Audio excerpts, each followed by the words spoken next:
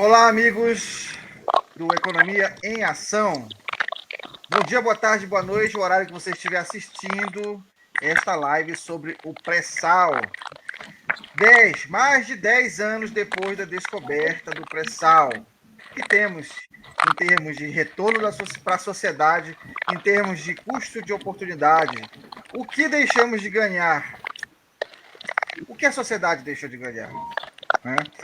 Pessoal, é o seguinte, antes de continuar essa live, aqui é o professor Cleidson, Cícero e Rogério, aqui do Economia em Ação, dois mestres e doutorandos em economia, gestores de política pública e gestão governamental. Quem me conhece tem o meu canal no YouTube sobre temas de economia, gestão, aí para compartilhar com vocês, o Rogério também. E estamos aqui na revista eletrônica do Economia em Ação. Dentro em breve teremos uma série de lives e artigos e livros publicados aí para vocês experimentarem, degustarem um pouco de economia acessível, economia palatável, economia que vocês podem realmente utilizar no dia a dia de vocês. Beleza, pessoal? Estamos aí, então, clica aí no sininho de notificações se for no YouTube, se inscreve aí no nosso canal, dá o seu like aqui no Facebook, Instagram ou YouTube. Beleza, pessoal? Então vamos lá, vamos iniciar a nossa live hoje. Nosso tema, pré-sal, nosso tema relacionado à descoberta, mais de 10 anos de descoberta do pré-sal. Pessoal, a descoberta do pré-sal está entre as descobertas mais importantes da última década, de mais de uma década, inclusive. Influenciou a última década de maneira imprescindível, não somente para a economia brasileira, mas para a economia de outras nações. Tá? Afinal de contas, o petróleo e os derivados do petróleo são utilizados na cadeia de suprimento, não somente do Brasil, mas de outros lugares no mundo. O que percebemos, pessoal? O acúmulo do petróleo, do óleo leve, de excelente qualidade, fez com que a descoberta tecnológica em torno disso fizesse com que o Brasil estivesse numa posição estratégica. O Brasil tem uma posição estratégica, teve o auxílio aí de parcerias de UFs, algumas UFs, universidades federais, centros de pesquisa importantíssimos, né? Centros de pesquisa importantes para a sociedade, contribuíram de maneira decisiva para a exploração do petróleo, para a exploração do óleo, decorrente aí sendo utilizado aí em várias etapas da cadeia de suprimento, da operação de bens e serviços, não somente transporte de mercadorias e serviços, mas também a produção de bens. Okay? Então, a Petrobras ela foi, inclusive, premiada 3 vezes. O prêmio OTC, Distinguished Achievement Award for Companies, Organizations and Institutions. Esse é um prêmio importante de reconhecimento de empresas que trabalham na área de offshore. Um dos maiores prêmios que essas empresas offshore poderiam receber. Então, nós vemos aí nesse contexto a produção média do petróleo, do pré-sal, mais precisamente do pré-sal. Em 2010, nós vemos aí 41 mil barris por dia. 2014 chegou, então, a 500 mil barris por dia. 2016, 1 milhão de barris por dia. Observe aí, crescente a produção média. Chegando em 2018, 1,5 milhão de barris por dia. Olha só realmente a produção e o crescimento da produção. Depois de 45 anos da operação da Petrobras, dessa companhia, que tem grande expoente aí da produção, em termos de produção de petróleo, exploração no Brasil, nós vemos aí 1 milhão de barris por dia foi só produzido em 1998, eu estou falando sem realmente considerar o pré-sal. Mas observe, quando nós falamos de pré-sal, talvez alguns não compreendam o que realmente queremos falar. Nós temos aí uma relação que está de respeito ao pré-sal, pós-sal. Geralmente as pessoas exploravam bem mais na superfície, né? Então essa exploração ela não requeria tanta tecnologia. Quando foi descoberto que existia uma densidade, uma grande quantidade de óleo desses fósseis, né, de eras primitivas da Terra, né?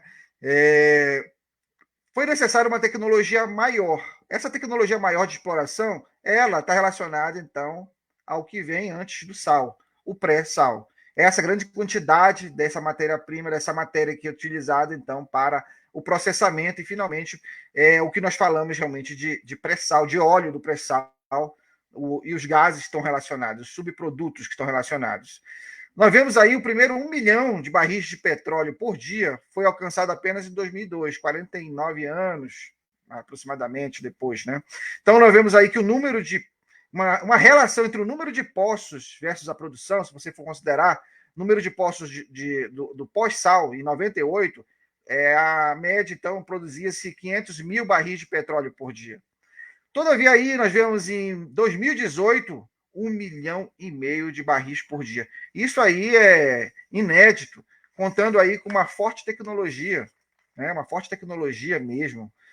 É uma coisa interessante também, contextualizando esse período, essa questão toda que envolve o pré-sal, o tempo médio de construção de poços marítimos, aí nós vemos aí que 2010 era de 310 dias para você perfurar, fazer toda a construção e tudo.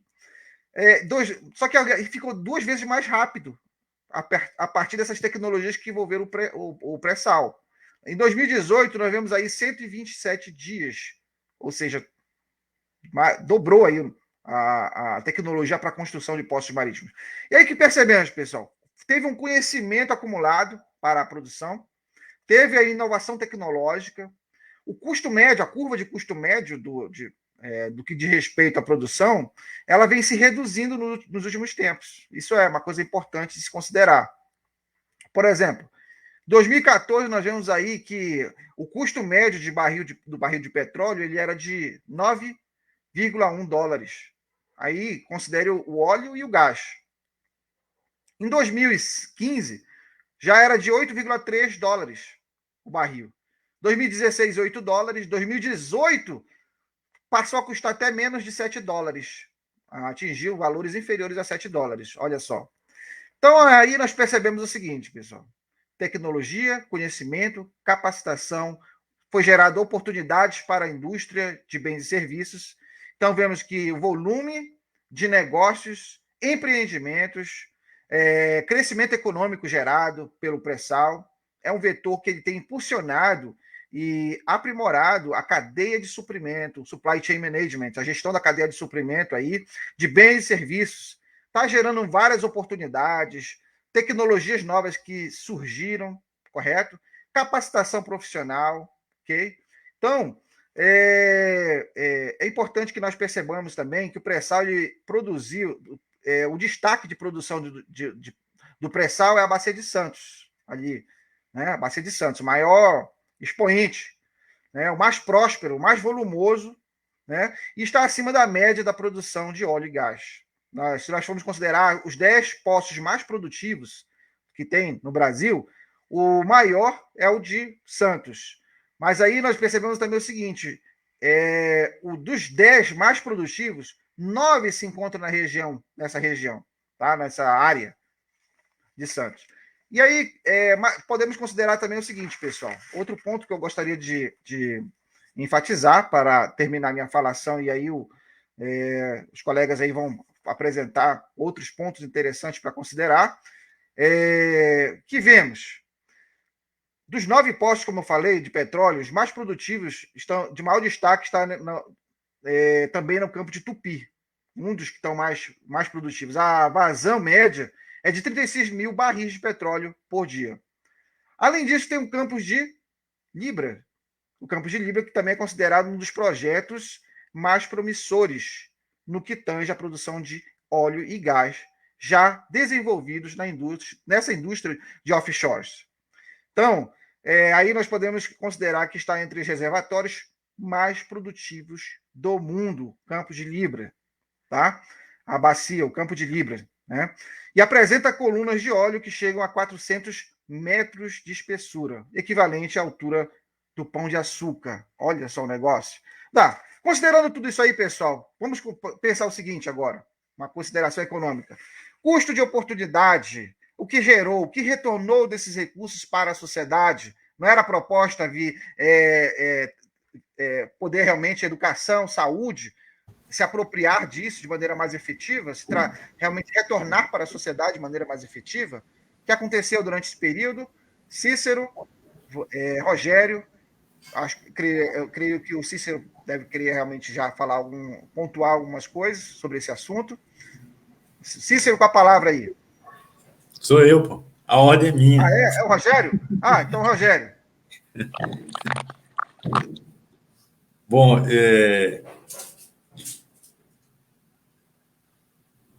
meu nome é Rogério Galvão, né? Como um dos cofundadores aí da Economia em Ação. Eu tenho alguns pontos que eu considero aqui. Primeiro, voltando lá atrás, na descoberta, eu coloco que a gente tinha um grande desafio, o desafio de ser líder nesse processo, nessa história de extração em grandes profundidades. Não existia esse tipo de extração, era tudo na cabeça dos geólogos que identificaram a possibilidade de ter petróleo a essa profundidade, tipo 7.000 metros abaixo da normalidade de extração. Então, você tinha uma mancha que ia do Espírito Santo a Santa Catarina, 300 quilômetros da costa e uma profundidade de 7 quilômetros para extrair. Novidade pura. Você não tinha nem os helicópteros para fazer essa trajetória aí de 350 quilômetros da costa. Então, uma oportunidade gigantesca para a Petrobras. Você falou que ela tinha ganhado 3 OTCs, na verdade tem um quarto que ela ganhou em 2019. Essa premiação aí é como se fosse o Oscar do petróleo, sabe? São poucas empresas que ganham isso. Ele é distribuído anualmente, mas é como se fosse um Oscar mesmo. E a Petrobras, depois do pré-sal, ela ganhou 3. Ela tinha ganhado um em 92.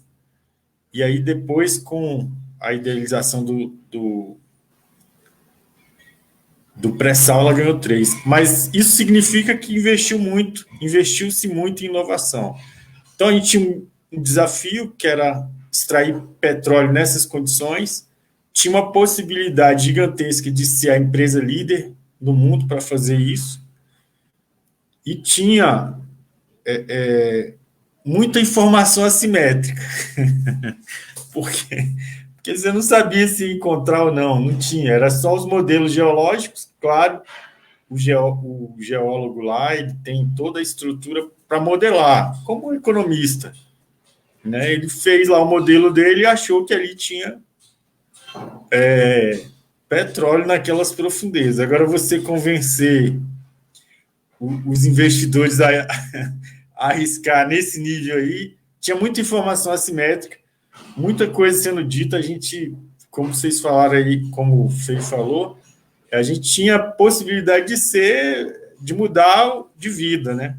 O Brasil ser o ditador do preço do petróleo, coisas desse tipo. Aí, no meio do caminho, a gente tem uma coisa que frustrou essa expectativa aí. Eu não sei se frustrou, mas pelo menos atrasou bastante, que foi a regulação no Brasil. Né?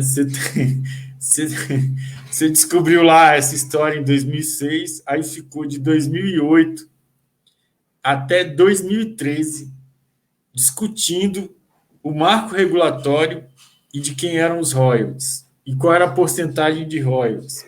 Isso 5 anos de atraso para a economia, todos nós sabemos que isso aí é irrecuperável. Você, sem os leilões, você não conseguia extrair e ficava só elucubrando nos modelos, na construção e no reforço da tecnologia para extrair, mas você não tinha como extrair. E sem investimento para pensar nessa tecnologia.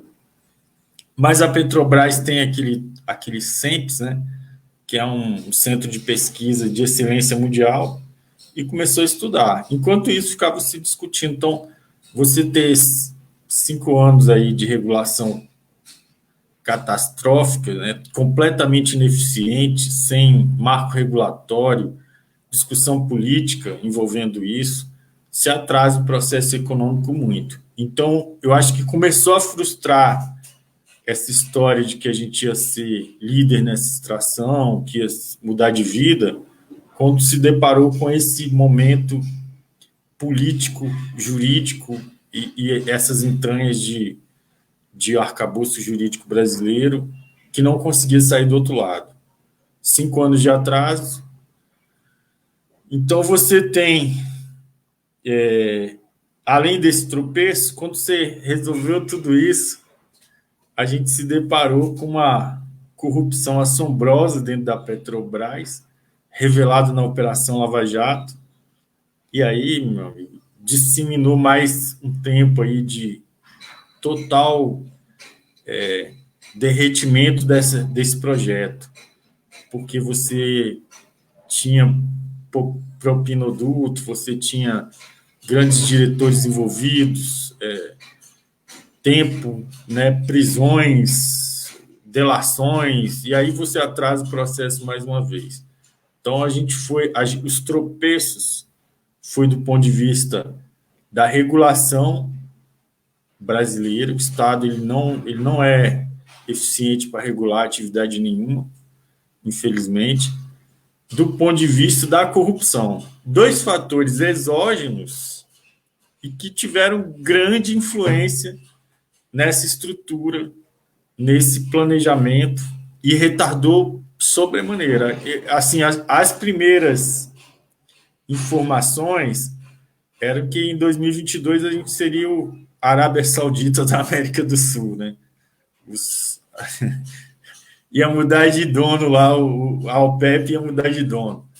Mas não ocorreu por conta desse atraso de, sei lá, acho que uns 10 anos aí, que do ponto de vista de economia é muita coisa. Você não recupera. As outras empresas tiveram, né, capacidade de estudar também.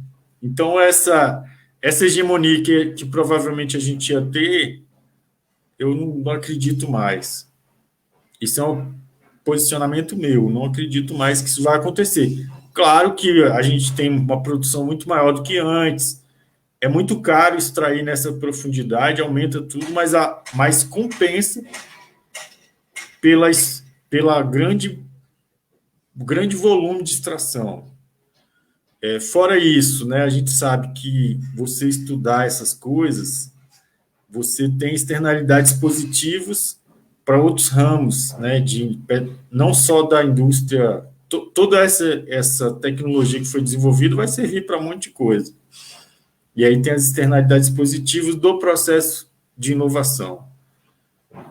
Então, eu acho que foi, na minha concepção, você ficar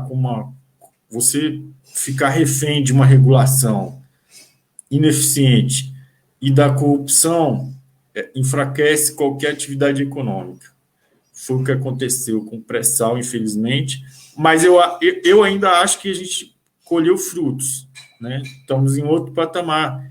E provavelmente até 2030 a gente vai conseguir muita coisa nessa extração, muitas externalidades positivas. Vamos colocar assim, não necessariamente virar o rei do petróleo, mas quem sabe o príncipe.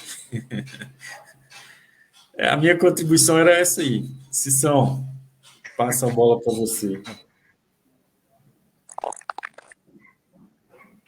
Obrigado, Rogério. Só um minutinho. Só um minutinho.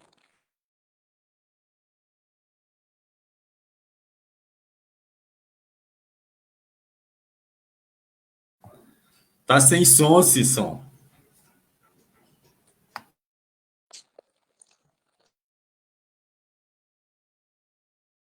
Jesus amado. Agora estão me ouvindo? Desculpa aí. Bom dia, boa tarde a todos, boa noite. Bom estar aqui com vocês e participar desse debate aí que é muito importante quando a gente fala de commodities, né, como o petróleo e a descoberta aí do pré-sal, que foi muito importante e é importante para o nosso país, né, para a gente tentar alcançar provavelmente uma independência aí na produção e no refinamento, que acho que é o mais importante disso tudo aí, a gente conseguir ser líder também em refinamento, né? Eu acredito que o professor Kenson falou, o Rogério, tem um embasamento muito importante e que influenciou, sim, né? Esse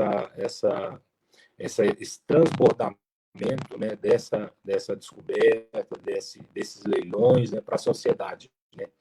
A sociedade, eu acho que elas estavam muito... A sociedade, o governo, né, todos, né, estavam muito ansiosos, né, quando se falou do pré-sal, quando se falou da privatização, do leilão, né, das reservas de pré-sal, né, e que isso ia chegar logo na ponta, né?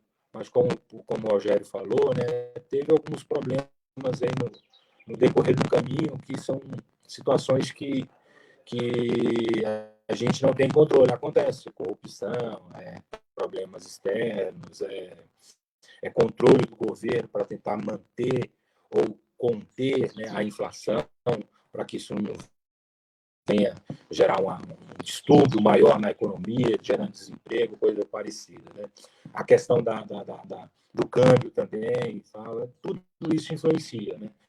E eu acho que a gente ainda não, a sociedade, né, não conseguiu receber a proposta, né? Não teve o resultado, não teve a entrega que o governo prometeu, o que foi prometido, o que foi analisado com o pré-sal, com os leilões e tudo mais. A sociedade ainda não recebeu, né?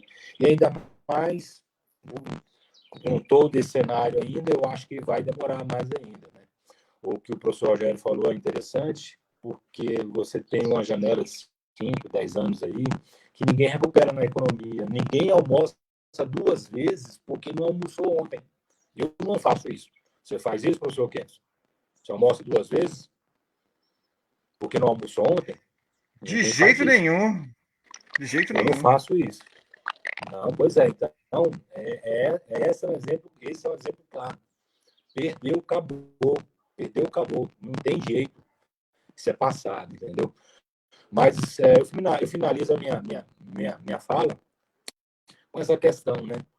A gente tem que pensar agora para frente, para ver como é que a gente pode melhorar esse cenário, né?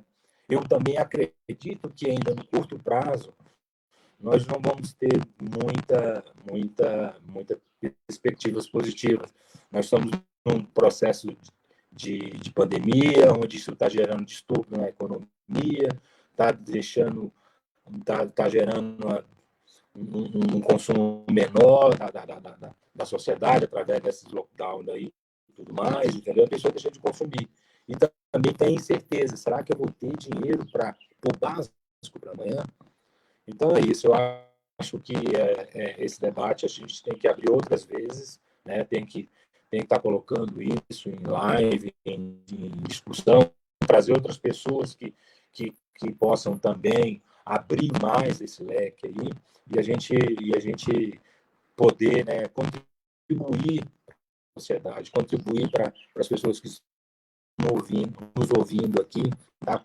E até, né, trazer alguma expectativa ou esperança, né, para dias melhores, né? Eu agradeço muito aí a oportunidade de estar com vocês aqui. Eu espero que a gente tenha contribuído, né, com essas nossas falas, né? São palavras que eu acho que pode gerar maiores debates. Ok, gente? Obrigado, professor Kenson. Obrigado, professor Cícero.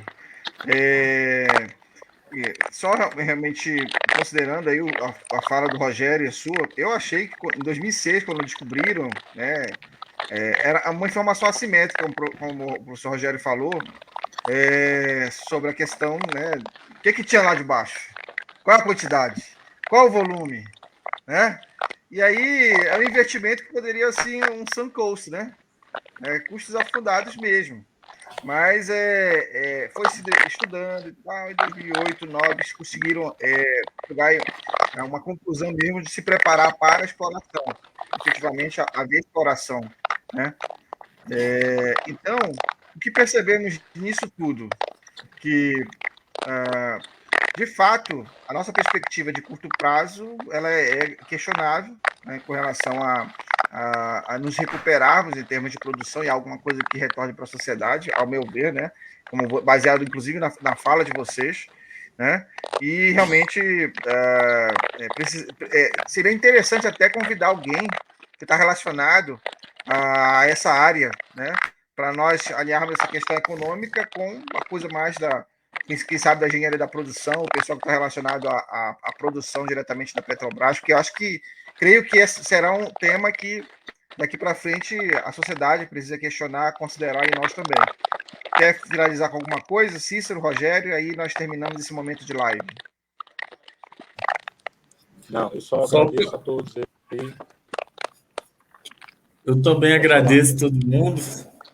E aí espero que vocês nos sigam, né? A gente vai passar embaixo o banner aí dos nossos canais. Também siga o professor Fê no canal dele, meu canal, Economia no Boteco.